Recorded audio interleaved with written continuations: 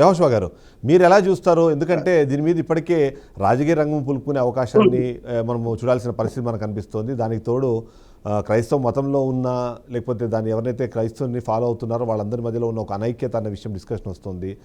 వివిధ మతాల మధ్యలో గొడవలకు సంబంధించిన డిస్కషన్ వస్తుంది. ముందుగా మీరు అసలు ఈ మృతిని ఎలా చూస్తారు? ఇది మర్డర్ అంటారా, లేకపోతే ఇది యాక్సిడెంట్ అంటారా? అసలు ఏం జరిగే అవకాశం ఉందంటారు?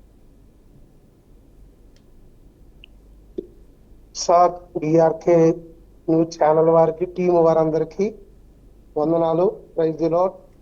చాలా చక్కగా శ్రద్ధ తీసుకుని ఈ కార్యక్రమాన్ని ఏర్పాటు చేసినందుకు కృతజ్ఞతలు. ఇది హత్య ఇది యాక్సిడెంట్ అనేది వాస్తవాలు అందరికీ తెలుసండి. అక్కడ హత్య జరిగినట్టు కొన్ని అనుమానాలు, కొన్ని సాక్ష్యాలు కనబడుతున్నాయి సార్. ఆయనను గుండెల మీద తన్నినట్టు టీ షర్ట్ మీద పాదం ఉందండి. రక్తపు మరకలు కలిగినటువంటి కర్రలు అక్కడ కనబడ్డాయి. అంతేకాదు హెల్మెట్, చాలా విలువైన హెల్మెట్ ఆయనకు ఉందండి. ఆ హెల్మెట్ కి వెనకాల కూడా గాయం ఉంది. హెల్మెట్ లాగా ఉంది. ప్లస్ పెదాలు మీద నరికినట్టు, ఇడిపోయినట్టు కూడా కనపడుతున్నాయి. అంతేకాకుండా మాకు ఎక్కువ అనుమానాలు, 100% అనుమానాలు ఏంటంటేనండి, ముందుగానే అతన్ని మేము చంపుతాము, నీ పెదాలు కోసేస్తాము అని చాలా దాన్ని ఏమంటారు, వాట్సాప్ లో బెదిరింపులన్నీ ఆధారాలు ఉన్నాయి సార్. దానిని బట్టే ఈరోజు మన రాష్ట్రం కాదు, తెలుగు రాష్ట్రాల్లో కూడా ఇంత ఉద్రిక్తత ఎందుకు వచ్చిందండి? సరే, ఇంకొక మాట, చనిపోయిన ఆయన చనిపోయారు, సానుభూతి చూపించడం మానేసి మా దగ్గర ఉన్నాయి యూట్యూబ్ ఛానల్లో. ఇప్పుడు వెళ్ళి కొంతమంది అంటున్నారు, ఆ సమాధి మీద వెళ్ళి వచ్చపోయండి, భలే చచ్చాడాడు. ఇవి చాలా యూట్యూబ్ ఛానల్లో రెచ్చగొట్టేటువంటి విధానాలు కనపడుతున్నాయి సార్.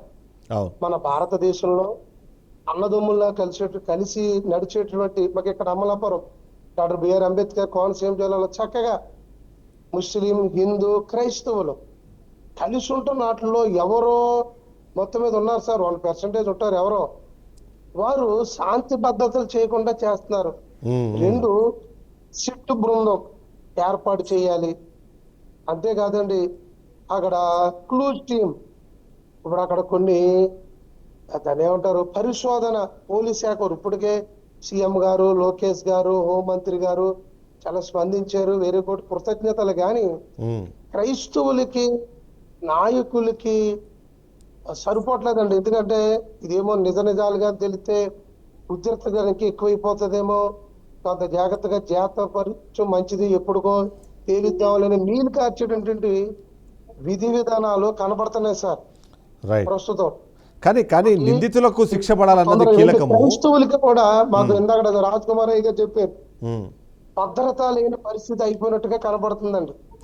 దాని విషయంలో అసెంబ్లీలో పెట్టి భరోసా తీసుకురావాలని కోరుతా ఉన్నామండి.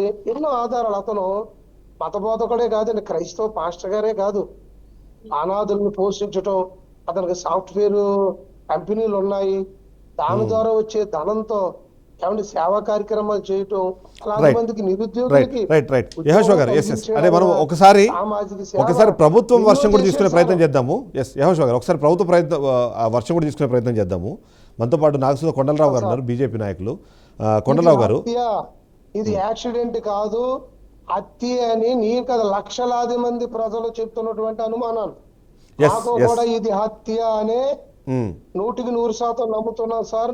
నీరు కాల్చకుండా తొందరగా ప్రభుత్వం మీ ఛానల్ ద్వారా తొందరగా ఏదో నెలలో ఇవి కాదు, ఇప్పుడు ఇందాక కొంతమంది ముందు ఎవరో రాజ్ కుమార్ గారికి ముందు ఒక ఆయన మాట్లాడారండి, చాలా హత్యలు జరుగుతున్నాయి, డీజీపీ గారికి ఇంటికి దగ్గరలోనే జరిగింది, కానీ ఎవరు పట్టించుకుంటలేదండి. శిక్షించాల్సిందే. తప్పు జరిగింది అంటే దాంట్లో ఎలాంటి భేదభావాలు లేవు. తప్పు చేశారు అంటే వాళ్ళు శిక్షించాల్సిందే. అంతకులు త్వరకాలి. ఒకసారి కొండలరావు గారు, తప్పు చేయకుండా భయం వస్తుంది సార్.